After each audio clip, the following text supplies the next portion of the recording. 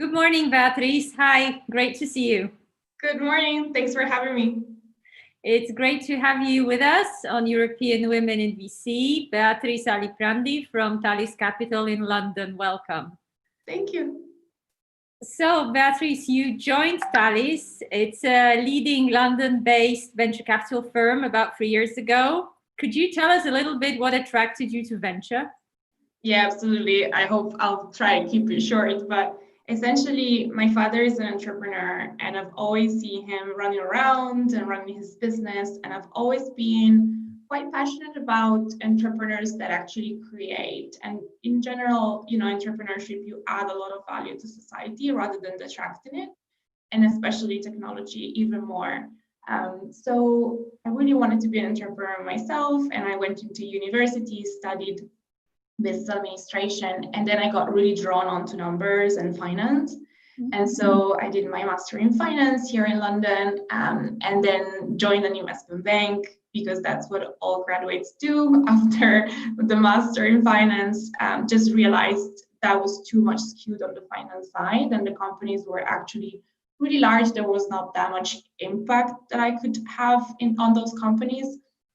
And so saw a job advertised for Talis Capital for an associate role, and really jumped at the opportunity because I was really interested in VC. I was doing technology M&A, so technology was very relevant.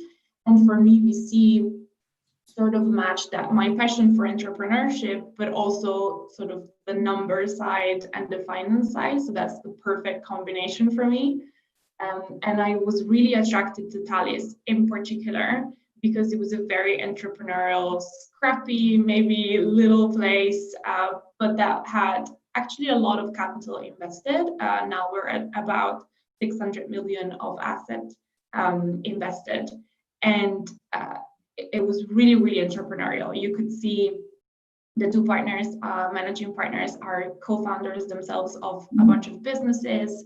And the atmosphere was just really, really, the vibe was really good for me. And I decided to join. And I've been here ever since. Great. And Talis raised last year, I think, 100 million fund. Yes.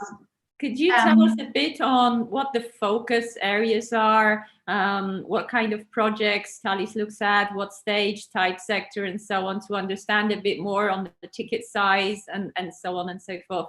So yes, that we kind of get to a point, what kind of projects can come to you, and also, what you're looking for. Absolutely. So yes, Talis Capital is we're London-based VC, but we actually invest globally. So a quarter of our portfolio are actually in the US. The majority is in the UK. We have about 5 companies in Germany, 1 in Czech Republic, a couple in Israel, and actually 1 in China as well. So we're very global. I think the main USP, let's say, of Talis Capital is that we're backed by about 40 ultra high net worth individuals. So we don't have any institutional capital, and we raise a very founder friendly fund, let's call it this way. Every quarter 1 of the year, we raise about 50 million in our fund that we deploy over 12 months. And then in the year, we will raise another 50 from the same individuals for either large tickets or large follow-on rounds. So let's say we deploy about 100 million per year. And the USP is that our entrepreneurs in our LP base can really help the portfolio companies. So the portfolio is helped not only by our network, but the network of our 35 to 40 ultra high net worth individuals, which, by the way, are entrepreneurs or business people themselves.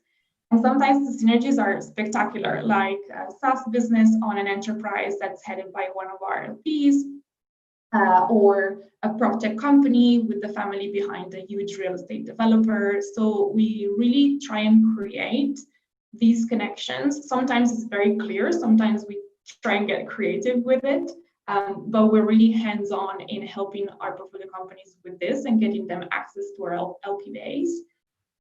And then other type of information, we typically come in at Series A and Series B stage. We've done some seed investments in the past. I would say that when we've done them, the companies looked more like Series A companies than seed companies. Our ticket size is between 1 and 10 million, but actually we've gone up to 25 million for large follow-ons. Mm-hmm. And in terms of sector, we're very thematic driven. So we have 3 macro theses and then small theses that sort of are part of the larger one. And then we would look at opportunities sort of opportunistically, but we tend to focus on those areas specifically. And the first one is tech infrastructure, really picks and shovels of the traditional industries. To date, we've been really focused on cybersecurity, fintech, insurtech, sort of data analytics, pricing softwares, and now more and more we're looking into construction technology, Industry 4.0, supply chain and logistics. The second thesis is the largest one, and that's the one probably that I like the most. It's called Technology is Changing How We Live. We're going to live a long life. Life expectancy is really increasing up to 110 years old. But are we actually going to live a high quality life? It's debatable for now. And then we're investing in software technologies that are really increasing the quality of our life, and not just life in general. It's definitely health and wellness, hardcore healthcare, but also how we're going to work, where we're going to live, how do we experience leisure, how do we travel. So it encompasses a lot of different sectors. And here I look a lot into digital health specifically. And then the final thesis is the one that I would say probably the most fun one. It's the one about new generation and really looking at millennials and Gen Z and how they interact with consumer goods and services slightly differently than their predecessors. Even Gen Z and millennials are very different. And so we would look into software companies, but also some consumer brands that will address sort of the preferences of Gen Z and the next generation. So that's just a very quick intro on us. We've invested in some very successful companies. Darktrace, we've invested, it was very early stage, probably Series A, is now, multi-billion-dollar company. Fido is part of the first thesis as well. It's remote ID verification. It just raised 100 million from TPG, and I could go on and on. But yeah, we've been around for 10 years, so we have a very large portfolio of 50 companies, and we're just 7 people, so we like to keep ourselves very busy. Okay, brilliant. That's really clear. And you're quite active on Medium. You've had a look at various sectors, and one of the sectoral pieces which I was reading recently was on femtech. That's super interesting because it's something that hasn't had so much attention earlier on, and now it's really picking up in terms of companies are being created, and hopefully there's more money going in there. Could you tell us a little bit how you got interested and what is interesting in femtech in general, how you look at the different subsectors and some themes around that? Absolutely. And by the way, I write a lot on Medium because I feel like I can think better if I put my thinking on paper. And once it's on paper, I might as well publish it. You know what I mean? It's great. It's really, really good. Thank you. But yeah, on femtech, I got really interested a bit back in the day, looking at a couple of things. First of all, you always have, I think, friends that have very high pain point. I think every woman has an experience of some friend where something health-wise didn't go well and it wasn't understood by the medical community or was misdiagnosed, and there wasn't that much knowledge around it. It's just basic, I think that's the basis, and every woman has an experience with it.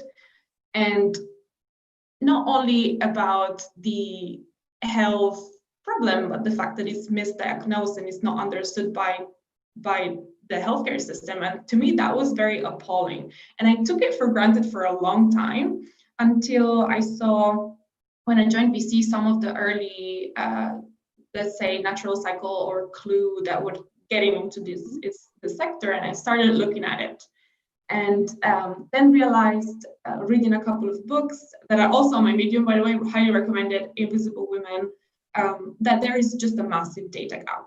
I had no idea that women were not allowed in clinical trials until I think 1993.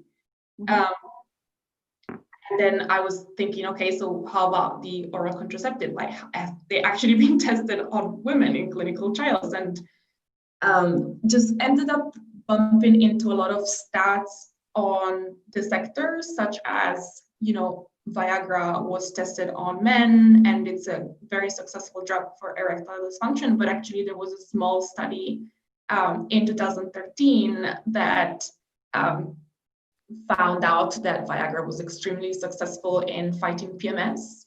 And then I started asking, well, what if we redo all the clinical trials? Let's imagine what they will find, right? And even rats using like research study are male rats, because then the hormonal cycle, it gets too complicated. Anyway, long-winded, I really started looking into the sector, and I think there's just a massive opportunity there. There's very little research. There is even, I mean, I don't want to sound, you know, too extreme, but in a way, the world that we know is based on the male persona, in everything, in the work, how a stove is built, how urban development is done. So actually, there's an in Sweden. Yes, exactly. So there is just a massive opportunity, and there's a gap. There's a high pain point on one side where women actually suffer health-wise, and that's not addressed by the medical system. And yeah, and there's just a massive lack of research. So there's that, to me, is a huge opportunity. And I started looking into it, and I like to segment thesis in sub-thesis of sub-thesis of sub-thesis. And there's definitely, I segmented it from prevention all the way essentially to remote monitoring. And there's, I think the main opportunities that I see are building a new model of healthcare from scratch, because there is just no model of healthcare that suits the women's body. So I think there's a huge opportunity for a technology company to gather a lot of data, do their own research, build their own algorithm, and actually serve women in a way that the healthcare system doesn't at the moment. And then there's a huge power of the community around it, because I ran a survey amongst like all the women I knew, different social background, different nationalities, different age, and for all of them, the first port of call when it comes to health is Google. And the second is friends, but friends don't actually go through the same things at the same time as you. And so I think there's a huge power in creating communities so that essentially women can chat and find support. And there was a company I was chatting to that was tackling menopause, and they started doing group therapy sessions or group group visits. And I was like, oh, well, but people might get very, I don't know, they might be very shy chatting about menopause with other women. And they were like, they were the best, high attendance, people were chatting, they finally found someone that could support them. So yeah, new model of healthcare and communities, but also there needs to be, I think, an overarching theme of education, because there's a lot that women just don't know. I was completely ignorant about cycle syncing, data gaps, anything. Like, I think education is really bad in the area, and it should really be addressed. So I think like these three mainly, and the sector is really like ripe for this disruption. I think like everybody finally realized that there is a massive pain point here, and I think I think it just received like under 1 billion in investments to date. So I think we're going to see huge companies coming out of it. Well, yeah, I guess we're all keeping our fingers crossed, because it's something that half of the population really, really needs, the kind of solutions for women, different ages, different backgrounds, different geographies, and at different stages of their life. It would be great. And I can't tell you how many times founders that I chat to, they said, oh, I chatted to this investor and he said that it's a niche market. And I'm like, it's 50% of the population. How is that niche? Yeah, well, that's still the belief, right? And it's still easier to raise money for a pizza delivery last mile company or another app that books your beauty salon than for something that is really, really useful for half of the population. It's still, and the gap is miles, right? I mean, in terms of the amounts going into that sector. And obviously, I think one of the things you also said in one of your articles was that there is such a small amount of money going to the femtech companies versus everywhere else. Yeah. That's a huge financial opportunity because we're actually addressing half of the market, right? For sure. And I think it comes from the fact that if you see HIMS or sort of male health companies, they raised very, very quickly. Even male fertility companies, like sperm testing kits, they raised very, very quickly because the majority of investors is male, of course, and they know they relate to them, they empathize with them, and that's totally normal. I think now we're starting to see a lot more women investors as well, and I think that also explains why there's been a pool of capital going into femtech lately.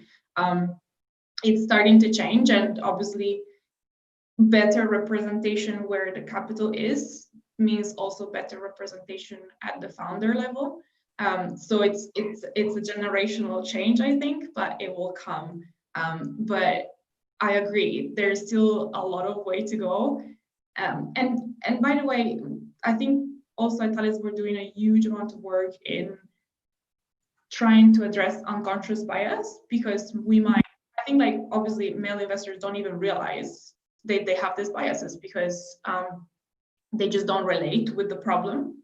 And so we're creating a program, actually diversity and inclusion program, where we go through unconscious biases and how actually to spot them in ourselves, because I might have unconscious biases that I'm not aware of. So I think that's a super important point that all VCs should do, and I know a lot of them are doing it and are committed to diversity VC initiatives and everything. And that's eventually gonna have a repercussion on the capital raised by female founders, which is definitely not enough. I think about 30% of our portfolio companies are female-led, and it's still much higher than the average, but not near to the 50%. So there's still a lot more to do.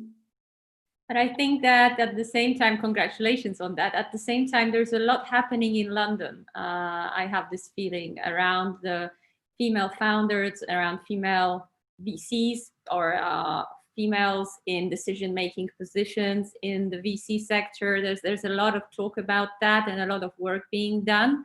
What do you think can be done in other countries? What are the kind of things that we could just copy and paste into other regions? What's good about what's going on? To be fair, office hours are really a really good initiative that we started doing a few months ago, and it's a great sort of inflow of founders for a VC.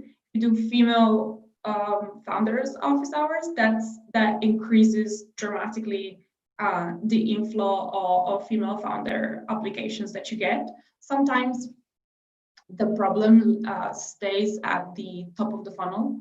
So a lot of VCs don't receive enough inbound from female founders. And I think office hours is something that addresses that point, because then obviously you get a lot of applications, and it just really pushes female founders to apply a lot more. So that's something that really helped, I think, the London ecosystem, and then hiring a lot more female investors as well. I think those are two, but female founders office hours is something, and we've done that, and we've done Black founders office hours as well. We're gonna repeat them, I think, next month.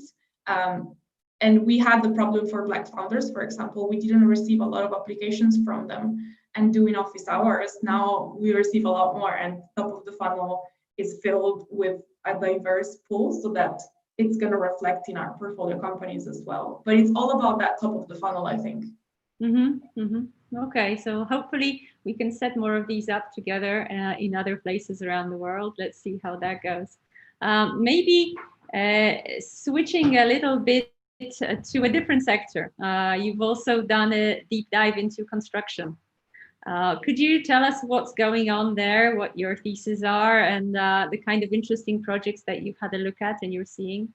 Yes, absolutely. This is definitely one of the unsexy sectors, but I find it fascinating, and it starts actually from the fact that my father is an entrepreneur in the construction space, and I don't think he even has an email address. He just calls his clients, and to me that was a bit weird.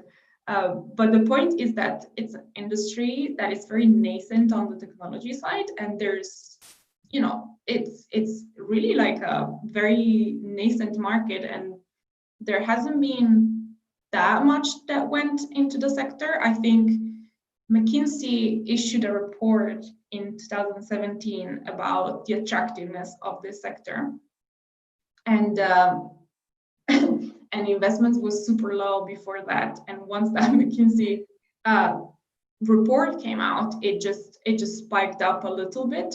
But it was not, I can't remember the number specifically, but it was nowhere near investments in industrial, for example, Industry 4.0. And to me, that was weird because Industry 4.0 is really advanced in terms of machine learning, predictive maintenance, logistics, supply chain technology. And then construction, which is essentially industrials, but in an open site, was completely different. So to me, that was there was a disconnect that I didn't really understand. And then when I started digging more into it, I kind of understood why. And one factor, I think, is that you can use machine learning in an industrial setting because there is a line of production and it's just one action repeated an infinite amount of times, and machine learning works really well on that.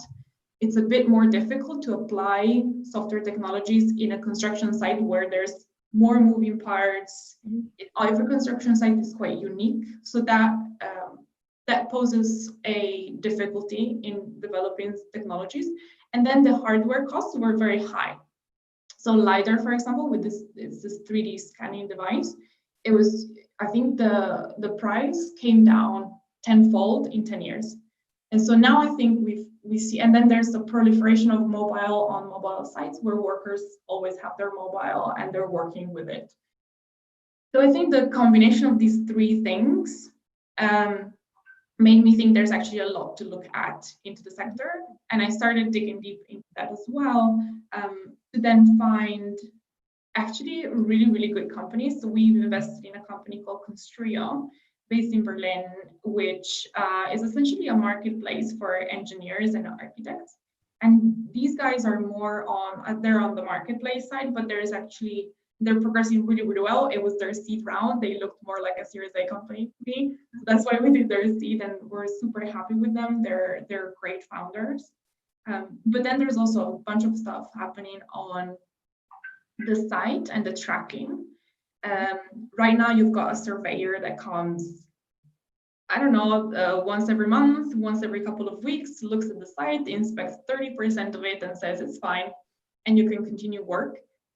That doesn't look like a great check to me. And you've got great companies like Disperse.io or Contilio or Scale Robotics, Avir in the US, that are actually tracking the site almost in real time with the use of images, 3D laser scans, and you've got an accurate picture of the site at each single time. And the rework costs in construction are huge because you don't realize that you built a column that is 5 inches on the left, and then that sort of influences the HVAC system and the electronic system, and you have to basically like demolish everything and build it from scratch. So to me, that was there's a huge rework cost, huge delays in in construction sites, timelines. And if you use technologies for tracking and maybe doing impact analysis and actually recommendations, I think there's a huge, huge potential there. And so I was definitely looking at the sector, but also on the workflow collaboration side, there's not much happening. There's very legacy systems that are on premise. There's just like legacy softwares that are really old. Plus, I would add one more thing. The sustainability and the CO2 impact of construction is huge, and not just on construction, but mostly of the building management, like facility management. So if you can influence that, and then you have an intelligent building where you can monitor actually the energy efficiency, for example, those are actually, that's a sector that is probably in the number 2 after livestock, farming. That's probably the one that impacts CO2 emissions the most. Mm-hmm. And from a sustainability standpoint, we could really, really make an impact there. Wow, that's really, really forward-looking, which is absolutely great, because it's ever so important that we all do a little bit of our part now these days. Yeah, there will come a point where we're gonna have no choice but to think about it. And actually, I think it's already the moment where there's not that, we have to do a lot, even like a 0.5 degrees, increase in temperature, has caused a lot of problems. So we definitely have to think about it a lot more. And that's something that we're looking into at Talis, actually, to incorporate in our investment thesis. There's one company of ours called Insect. They do feed for aquaculture. You sound like you know it. And they are carbon negative, so they save more CO2 than they emit.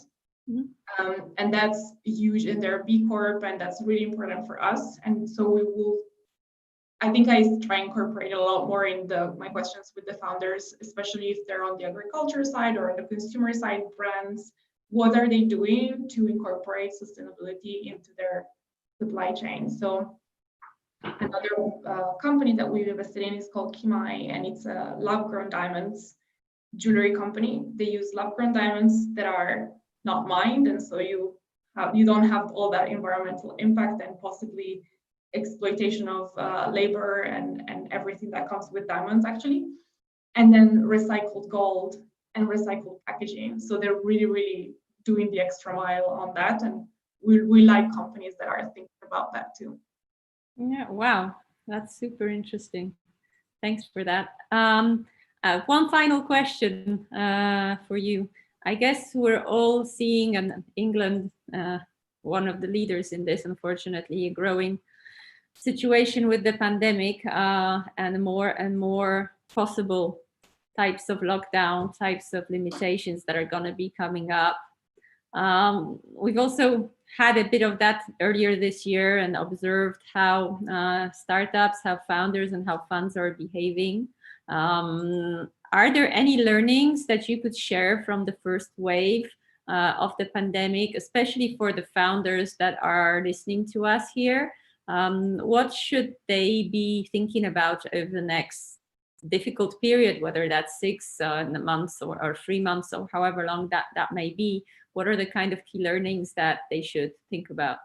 I think there's probably 2 types. I'm going to distinguish between companies that have been really being impacted by COVID and the ones that have been benefiting, because in technology, you've got both.